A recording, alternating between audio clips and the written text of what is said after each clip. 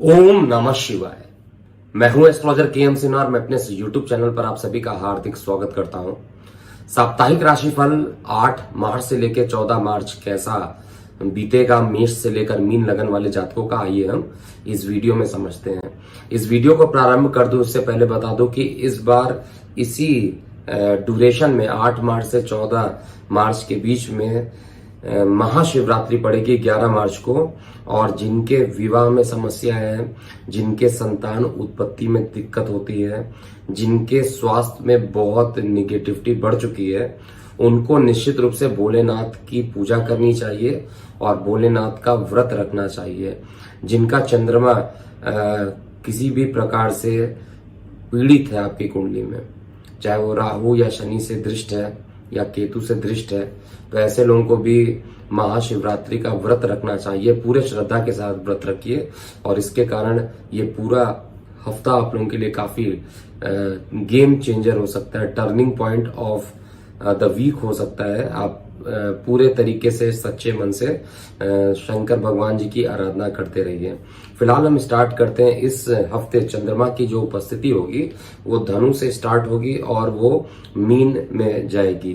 तो धनु से लेके मीन में जैसे जैसे इसका मूवमेंट होगा आप पर क्या प्रभाव पड़ेगा हम समझते हैं। और 14 तारीख को ही मीन से ये संक्रांति इनकी जो होगी वो मीन में इनकी संक्रांति हो जाएगी। सूर्य अभी कुंभ में है, मीन संक्रांति भी 14 को होगी, उसका भी आप पर अलग अलग प्रभाव पड़ेगा। तो सबसे पहले हम बात करते हैं मेष लगन वाले जातकों के लिए इस पूरा हफ्ते में कैसा बीतेगा। देखिए, आपका जो लग्नेश है अभी अंगारक दोष के साथ गले में बैठा है, गले में पीड़ा होना और साथ में मृत्यु तुल्य कष्ट से होकर गुजरना अभी भी एटलीस्ट 26 मई तक का जो टाइम है वो आपको परेशानी दे सकता है। अकस्मात चोट चपेट लगने की घटना भी मेष लगन वाले जातकों के लिए हो सकती है। अपने भावनाओं को काबू में रखें और ज्यादा इमोशनल अगर होंगे तो आपको परेशानी उठाना पड़ेगा। इसके अलावा भाग्य का साथ मिलना, छोटी दूरी की यात्राएं इस पूरे हफ्ते लगी रहने वाली है। कर्म स्थान को लेकर एक स्टेबिलिटी जिसकी आप तलाश कर रहे थे काफी दिनों से, वहां पर स्टेबिलिटी मिलने की भी संभावना मैं यहाँ पर पूरे रूप से चेक कर सकता हूँ। और साथ में जो गर्भ धारण, जो महिलाएं गर्भवती हैं इस समय, उनके लिए थोड़ी समस्याएं सूर्य देव यहाँ पर उत्पन्न करने वाले हैं। और ये कुछ 4-5 दिन का जो टाइम अभी बचा है इसी में ये परेशानी करना चाहेंगे, इसलिए आपको सूर्य को जल चढ़ाते हुए चलना चाहिए। वृषभ लगन की बात करें तो वृषभ लगन में जो आपका लग्नेश है शुक्र है, एक तो वो अस्त ऑलरेडी चल रहा है, 17 अप्रैल तक ही अस्त चलेगा और 12 मार्च को ही इसी हफ्ते कहा जाए तो इसका राशि परिवर्तन होकर अपने नीच राशि में चला जाएगा। और नीच राशि में जब ये जाएगा तो इसका नीच भंग भी होगा क्योंकि शनि की दृष्टि पड़ेगी, तो वैसे नीच का परिणाम ये देगा नहीं गोचर में देखा जाए तो फिर भी आपको शुक्र का बीज मंत्र यहाँ पर करना चाहिए। वैवाहिक जीवन में अभी भी आप कठिनाइयों का अनुभव करेंगे। जीवन साथी से संबंध अभी भी बिगड़ने के पूरे योग हैं और मन में परेशानी होना, सर की तरफ दर्द की शिकायत होना और गले में इन्फेक्शन होना अभी भी ये लगा रहेगा। जल क्षेत्र वाले स्थान से दूर रहिए इस हफ्ते। और साथ में हफ्ते का जो मध्य रहेगा वो आपके लिए सबसे अच्छा बीतने वाला है। जो लोग नौकरी पेशा है या जिन लोग नौकरी की तलाश कर रहे हैं, उनको नौकरी नहीं मिली है, उनके लिए सबसे बढ़िया डेट 11 और 12 मार्च आ रहा है जिसमें आपको नौकरी मिलने की संभावना यहाँ पर दिखाई दे रहा है। क्योंकि लग्नेश आपका नीच का होगा, नीच भंग करेगा, तो निश्चित रूप से प्रेम प्रसंग की घटनाएं भी आपके लिए इस हफ्ते बढ़ने वाली है। विद्यार्थियों के लिए श्रेष्ठ रहेगा। मिथुन लगन वाले जातकों की बात किया जाए तो शत्रुओं का सर्वनाश होना, विदेशों से कोई काम जो बनने वाला था उसमें कुछ रुकावट होना और रोग की समाप्ति होना, कुछ ऐसे बड़े आपका एक वर्ड में कहा जाए तो एक पॉजिटिव न्यूज लेकर यहाँ पर ये पूरा हफ्ता आ रहा है। जीवन साथी से संबंध भी जो होंगे वो मधुर होंगे। केवल आपको ध्यान देना है 11 और 12 को जल क्षेत्र से दूर रहना है। गले में अभी भी इन्फेक्शन हो सकता है, गले से संबंधित आपको ध्यान देना चाहिए क्योंकि गले में इन्फेक्शन हो सकता है। नौकरी व्यवसाय वाले क्षेत्र के लिए जो लोग प्रयासरत हैं उनके लिए पॉजिटिव न्यूज भी इसी हफ्ते आपको देखने को मिलेगा। और दूसरा जो सबसे बेस्ट बात है, those who are dealing in industries और जो भी अपना खुद का बिजनेस करते हैं उनके लिए, मिथुन लगन वाले जातकों के लिए एक अच्छा है। लेकिन विदेशों से जो आने वाला प्रोजेक्ट है उसमें कुछ विलंब होने की संभावना अभी भी दिखाई दे रही है। कर्क लगन की बात किया जाए तो कर्क लगन में ये पूरा हफ्ता अगर कहा जाए, ये पूरा हफ्ता चंद्रमा जो रहेगा 6ठे 8वें 12वें में रहेगा तो बहुत अच्छा नहीं रहने वाला है।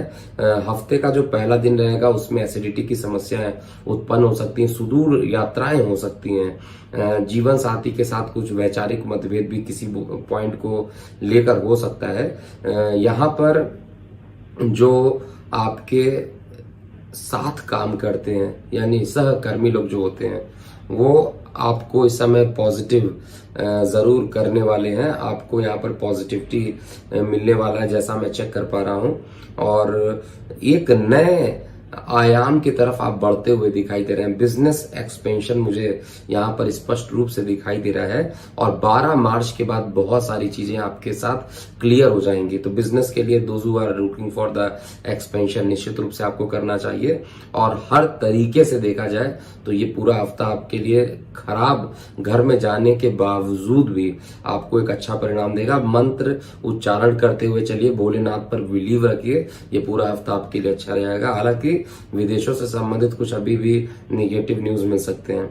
सिंह लगन की बात किया जाए तो सिंह लगन में ये हफ्ता औसत से अच्छा हफ्ता बीतने वाला है, और इस पूरे हफ्ते में आपको अगर कहा जाए तो बहुत ज्यादा परेशानियां मैं नहीं देख पा रहा हूं, बहुत ज्यादा नुकसान होते हुए नहीं देख पा रहा हूं। उल्टा जो शत्रु रहेंगे वो पीड़ित होंगे। इस समय आपको यहाँ पर बचना चाहिए। और माता के स्वास्थ्य में कुछ जो सुधार, जो अकस्मात कुछ परेशानियां उत्पन्न हो सकती है। पिता को अगर हार्ट से संबंधित समस्याएं हैं तो बहुत ध्यान देना चाहिए। जीवन साथी के साथ जो डिस्प्यूट चल रहा था वो डिस्प्यूट खत्म होगा, और विद्यार्थी के लिए एक अच्छा समय भी सिंह लगन वाले जातकों के लिए आ रहा है।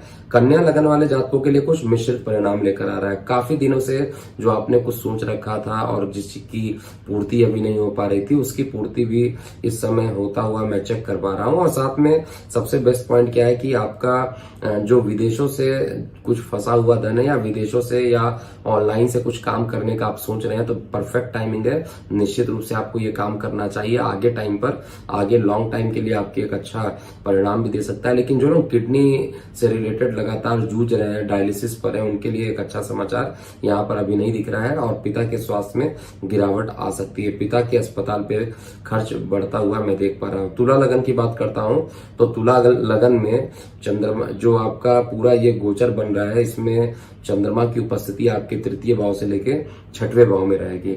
तो निश्चित रूप से कई दिनों से फंसा हुआ पैसा आपको मिल सकता है। जीवन साथी से अभी भी मतभेद होने की समस्या उत्पन्न हो सकती है।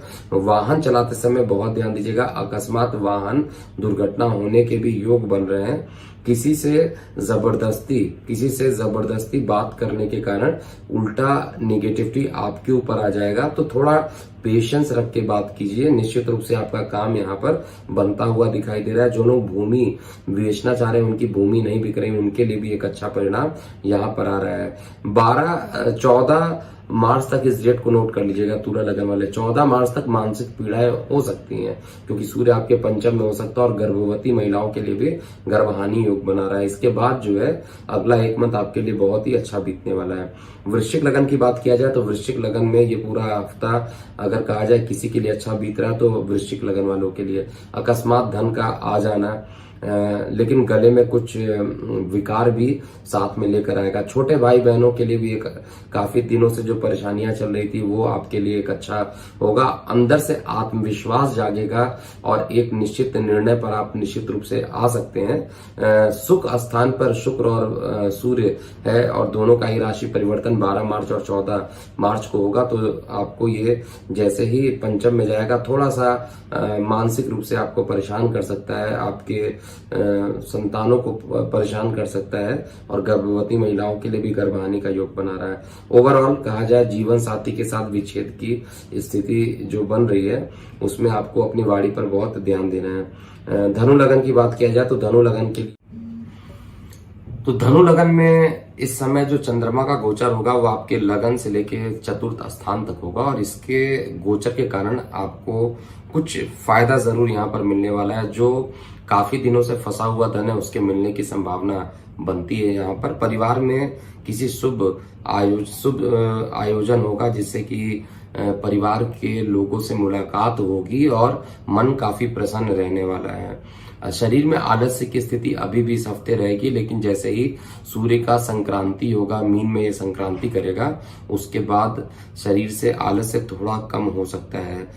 लव रोमांस के लिए भी ये पूरा हफ्ता आपके लिए अच्छा बीतने वाला है। और सबसे बेस्ट पार्ट क्या है कि आपके जितने भी रोग हैं, शरीर में बढ़े हुए शत्रु हैं और ऋण हैं, इनसे भी आप जल्दी मुक्त हो जाएंगे, ऐसा मैं चेक कर पा रहा हूँ। जीवन साथी के साथ भी एक अच्छा कॉम्बिनेशन इस पूरे हफ्ता बनकर आता हुआ दिखाई दे रहा है। तो ओवरऑल कहा जाए तो धनु लगन वालों के लिए बहुत कुछ विशेष निगेटिविटी नहीं दिख रही है, लेकिन फिर भी 12 मार्च का एक डेट मैं आपको बता दे रहा हूँ शिवरात्रि के बाद, जहां पर एक आंशिक रूप से एक छोटी दुर्घटना का योग बन रहा है। इसलिए उससे बचने के लिए आपको देवगुरु बृहस्पति का बीज मंत्र आपको करते हुए चलना चाहिए। मकर लगन की बात करें तो मकर लगन में जो चंद्रमा का गोचर होगा आपके द्वादश से स्टार्ट होगा और आपके तृतीय स्थान है यानी पराक्रम तक इसका गोचर होगा। तो चंद्रमा जैसे जैसे मूव करेगा, इस हफ्ते का जो स्टार्टिंग फेज होगा उसमें खर्च की अधिकता रहेगी और खर्च से थोड़ा परेशानियां बढ़ सकती है।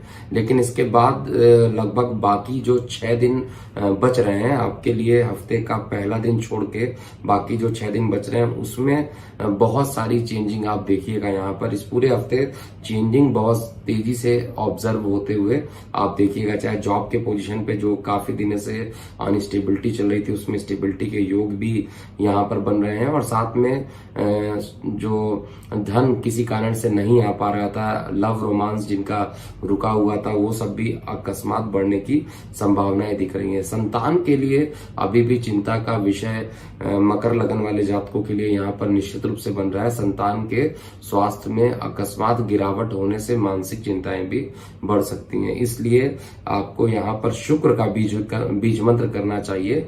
हालांकि शुक्र 12 तारीख को वो अपने नीच राशि अपने उच्च राशि में रहेंगे। शुक्र जो होंगे अपने उच्च राशि में रहेंगे और उच्च राशि में रहने के कारण आपको एक पॉजिटिव रिजल्ट यहाँ पर ये देने वाले हैं। इसके अलावा कुंभ लगन की बात किया जाए तो कुंभ लगन में चंद्रमा का जो गोचर है वो आपके एकादश स्थान से धन स्थान पर होगा। तो फाइनेंस से रिलेटेड किसी प्रकार का कोई प्रॉब्लम नहीं देख पा रहा हूं। कोई बड़ा डिसीजन आप इस हफ्ते ले सकते हैं, चाहे वो जॉब को हो चाहे वो बिजनेस को हो। उसके लिए अगर आपको डिसीजन लेना हो तो सबसे अच्छा दिन है नवरात्रि का व्रत कीजिए, उसके अगले दिन सुबह 9 बजे से पहले पहले आप डिसीजन ले सकते हैं, और उस मुहूर्त में लिया गया डिसीजन आपके लिए एक वरदान साबित होगा, एक अच्छा परिणाम भी आपको देने वाला है। जीवन साथी के साथ सहयोग भी बनेगा और साथ में आपका मान पद प्रतिष्ठा में भी लगातार वृद्धि होगा। माता के स्वास्थ्य में थोड़ी गिरावट होना सामान्य सी बात मैं यहाँ पर चेक कर पा रहा हूँ, तो माता के ऊपर भी आपको ध्यान देना चाहिए। अंतिम लगन की बात करूं अर्थात मीन लगन की बात करूं तो मीन लगन में चंद्रमा का गोचर आपके दशम से लेकर लगन में होने वाला है।